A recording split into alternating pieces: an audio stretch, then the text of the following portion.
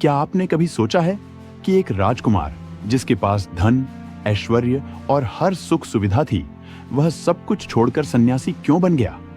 आज हम जानेंगे कि सिद्धार्थ गौतम ने अपना गृह त्याग क्यों किया था। सिद्धार्थ गौतम कपिलवस्तु और शाक्य गणराज्य को अपनी 29 वर्ष की आयु में त्याग कर प्रव्रजित हो गए थे। 534 ईसा पूर्व में सिद्धार्थ द्वारा इस गृह त्याग की घटना को महाभिनिष्क्रमण कहा गया है।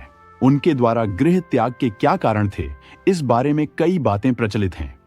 ब्राह्मणवादी लेखकों और साहित्यकारों ने कहा है कि सिद्धार्थ गौतम आधी रात को अपनी खूबसूरत पत्नी यशोधरा और अपने सुंदर बालक राहुल को छोड़कर चुपचाप घर से बाहर निकल गए थे।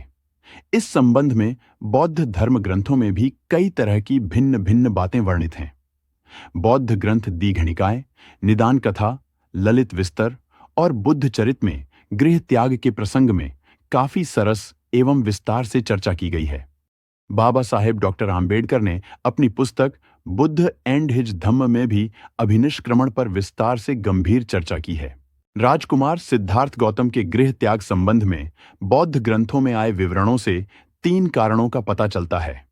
सिद्धार्थ ने अपने महल से उद्यान और खेतों की ओर जाने के समय बारी बारी से बूढ़े व्यक्ति, रोगग्रस्त व्यक्ति और शव यात्रा में मृत व्यक्ति को देखा तो उनके मन में अपने गृहस्थ जीवन एवं मानव जीवन में आने वाले दुखों के प्रति घोर निराशा एवं उपेक्षा की भावना पैदा हो गई।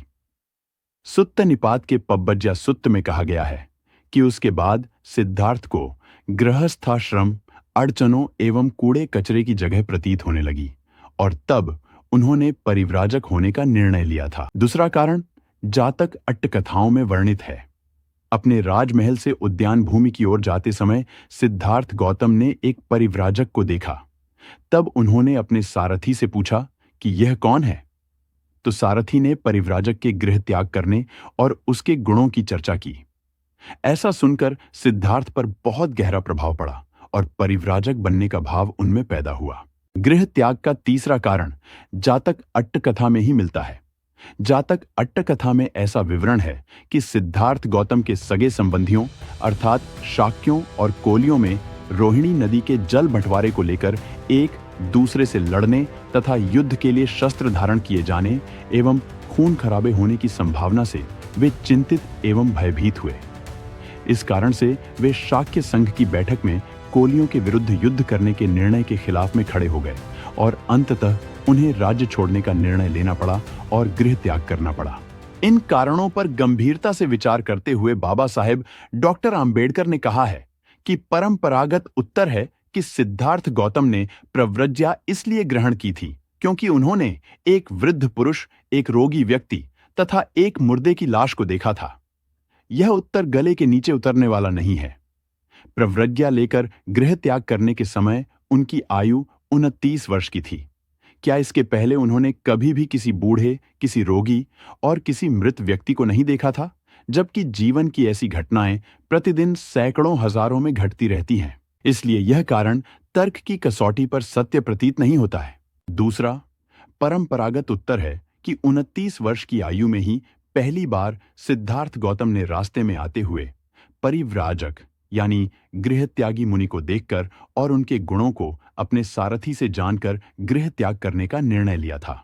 इसलिए यह कारण भी तर्क की कसौटी पर सत्य प्रतीत नहीं होता है, क्योंकि सिद्धार्थ बचपन से ही प्रायः अपने पिता के साथ खेतों और उद्यान भूमि की ओर जाया करते थे।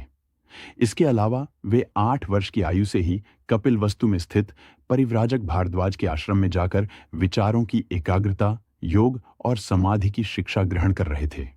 ऐसा संभव ही नहीं है कि उन्हें 29 वर्ष की आयु में पहली बार परिव्राजक का दर्शन हुए थे और उनके गुणों की जानकारी उन्हें मिली थी।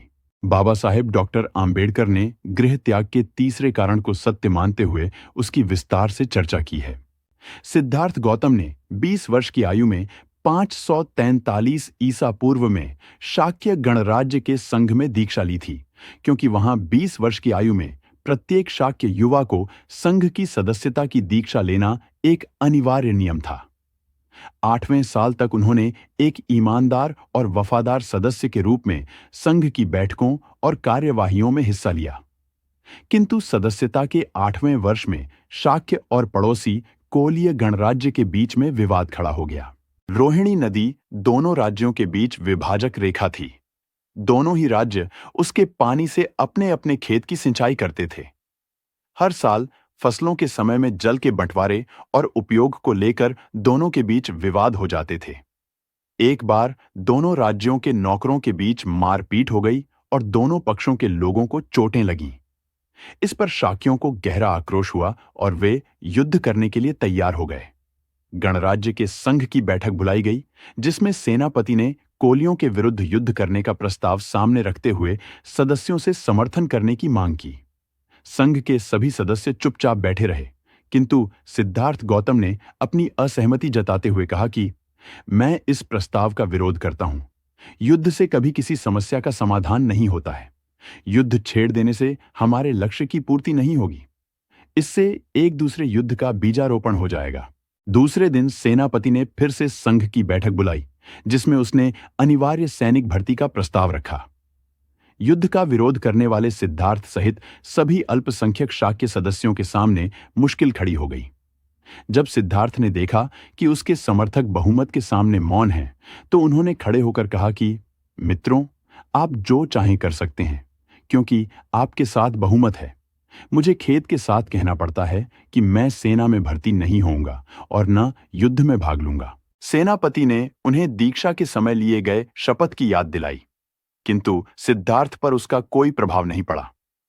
सेनापति ने कहा कि संघ के फैसले का विरोध करने के कारण कौशल के राजा की अनुमति के बिना तुम्हें फांसी या देश से निष्कासन की सजा तो हम नहीं दे सकते, किंतु संघ तुम्हारे परिवार का सामाजिक बहिष्कार करने एवं परिवार के खेतों को जब्त कर लेने की सजा दे सकता है। इसके लिए हमें कौशल के राजा की अनुमति लेने की आवश्यकता नहीं है। ऐसी विषम परिस्थिति में सिद्धार्थ गौतम ने एक दृढ़ फैसला लिया कि वे युद्ध में भाग नहीं लेंगे और न ही परिवार का बहिष्कार होने तथा उनकी खेतों को जब्त कर लेने की सजा देने देंगे। उन्होंने संघ से कहा कि संघ की नजर में वे स्वयं दोषी हैं, इसलिए उन्हें ही सजा दी जाए। उसके बाद सिद्धार्थ गौतम ने परिव्राजक बनकर देश से बाहर चले जाने की बात संघ के सामने रखी और कहा कि इसके लिए वे अपने माता-पिता और पत्नी की अनुमति प्राप्त करने की कोशिश करेंगे। उन्होंने संघ को यह भी विश्वास दिलाया कि चाहे परिवार के लोगों की अनुमति उन्हें मिले या न मिले, फिर भी वे परिव्राजक बनकर शाक्य गणराज्य से बाहर चले जाएंगे। संघ ने उनकी बातों को स्वीकार कर लिया। जब सिद्धार्थ महल में गए तो माता-पिता, पत्नी सहित सभी काफी दुख में डूबे हुए थे, किंतु अनेक वाद विवाद के बाद सभी अंततः राजी हो गए कि सिद्धार्थ प्रव्रज्ञा ग्रहण करेंगे। पत्नी यशोधरा ने सिद्धार्थ से कहा कि हमें वीरतापूर्वक इस परिस्थिति का मुकाबला करना चाहिए और वह केवल इतना चाहती है कि आप किसी ऐसे नए मार्ग का आविष्कार करें जो शांति और मानवता के लिए कल्याणकारी हो। उसके बाद दूसरे दिन सिद्धार्थ गौतम ने निकट के भारद्वाज आश्रम में जाकर उनसे प्रव्रज्ञा ग्रहण की, जहां हजारों की संख्या में स्त्री पुरुष पहले से जमा हो गए थे।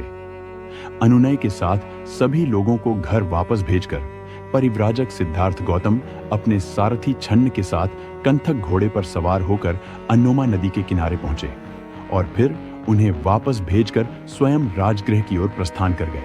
हिंसा, युद्ध और अशांति के विरुद्ध अहिंसा, मानवता एवं शांति की खोज के लिए सिद्धार्थ गौतम ने अपने सारे स्वार्थों को त्याग कर गृह त्याग किया था। इसीलिए इस गृह त्याग की घटना को महाभिनिष्क्रमण अर्थात महान उद्देश्य के लिए किया गया गृह त्याग कहा गया है।